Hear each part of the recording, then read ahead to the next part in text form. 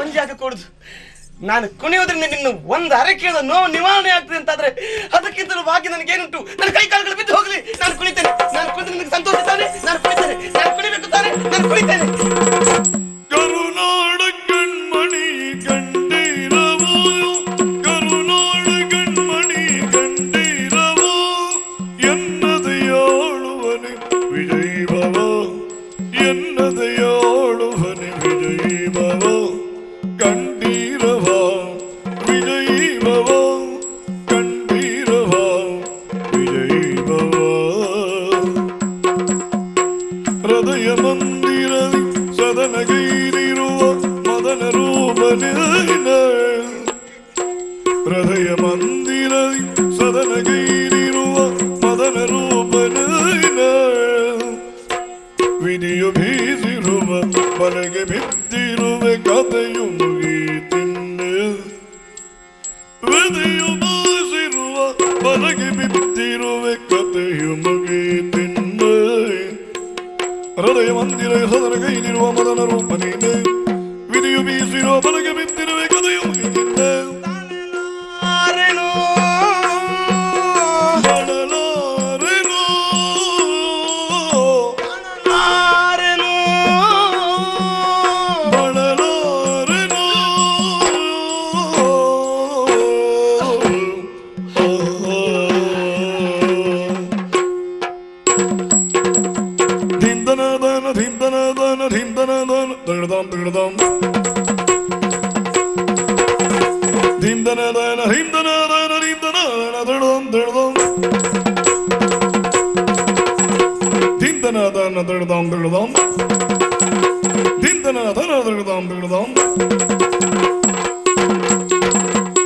ಬಾಳ ಪಯಣವಿದು ಕೊನೆಯು ಕಾಣುವುದಿದೆ ಏನೋ ಎಂತು ಮುಂದೆ, ಬಾಳ ಪಯಣವಿದು ಕೊನೆಯು ಕಾಣುವುದಿದೆ ಏನೋ ಎಂತು ಮುಂದೆ.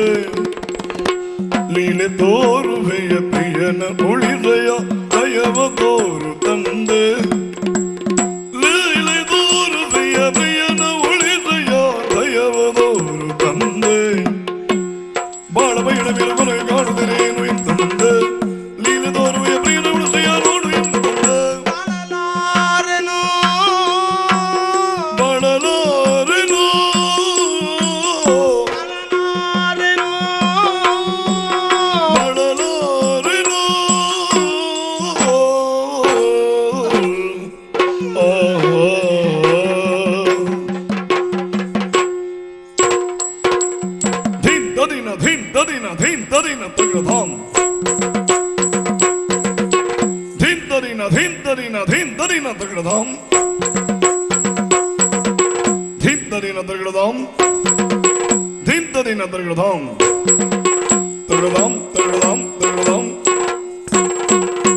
ಕರುನಾಡ ಕಣ್ಮಣಿ ಕಂಡೀರವೋ, ಎನ್ನದೆಯಾಳುವನೆ ವಿಜಯೀಭವ, ಎನ್ನದೆಯಾಳುವನೆ ವಿಜಯೀಭವ.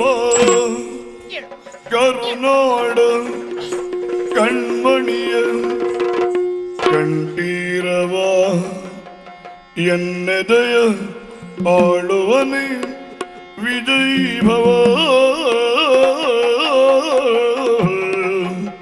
ಕಂಠೀರವ. ಸಂತೋಷ ಆಯ್ತು ನಿನಗೆ? ಸಂತೋಷವಾಯ್ತು. ಸಾರ್ಥಕ, ನೀನು ನರ್ತಿಸಿದಷ್ಟು ಕಾಲ ನನ್ನ ನೋವನ್ನೆಲ್ಲ ಮರೆತೆ ಕಲ್ಪನಾ. ನನ್ನ ಒಂದು ಆಸೆ ಈಡೇರಿಸಿಕೊಡ್ತೀಯ ಸಾರ್ಥಕ? ಹೇಳು.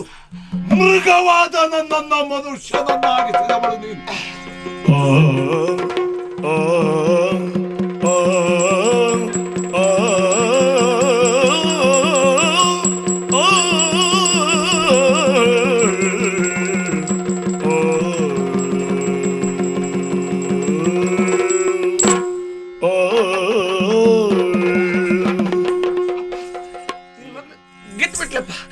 ಬದುಕಿನಲ್ಲಿ ಅಂದುಕೊಂಡದನ್ನು ಸಾಧಿಸಿಬಿಟ್ಲು.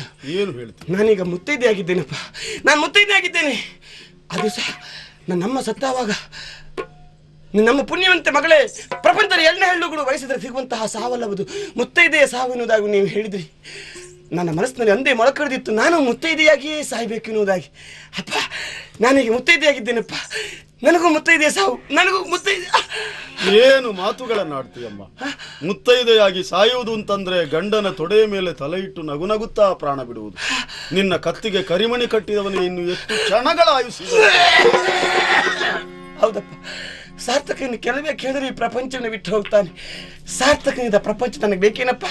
ಅದು ನನ್ನ ಪಾಲಿಗೆ ಶೂನ್ಯ ಅಲ್ವೇ ಹೇಳು. ಆ ಕಾರಣಕ್ಕಾಗಿ ನಾನು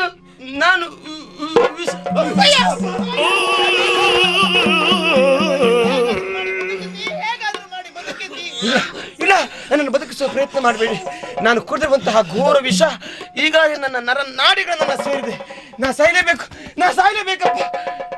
ನನ್ನ ನಿನ್ನೆಯ ಸಾರ್ಥಕ ಬರುವ ಸಂದರ್ಭಕ್ಕೆ ಅವನನ್ನು ಸ್ವಾಗತಿಸುವುದಕ್ಕೆ ನಾನು ಅಲ್ಲಿರ್ಬೇಡವೇನಪ್ಪ. ನೀವೆಲ್ಲ ಸೇರಿ ನನ್ನನ್ನು ಸಾರ್ಥಕದಿಂದ ದೂರ ಮಾಡುವ ಪ್ರಯತ್ನ ಮಾಡಿದ್ರಿ. ಅದರಲ್ಲಿ ನಾನು ಸಾರ್ಥಕ ನಾನು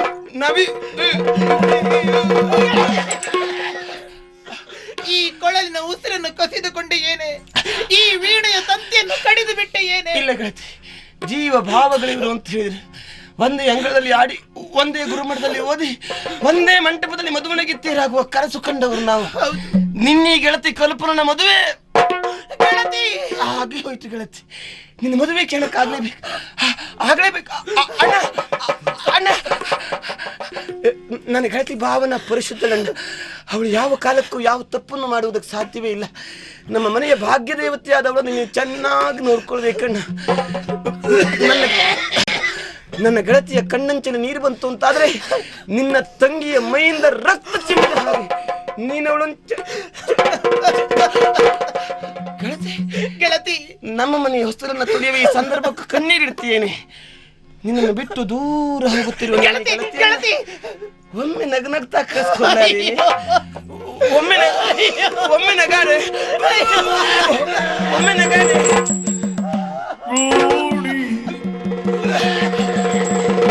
ಆಡಿ ಓದಿ ಬೆಳೆದ ಗೆಳತಿಯರಿವರು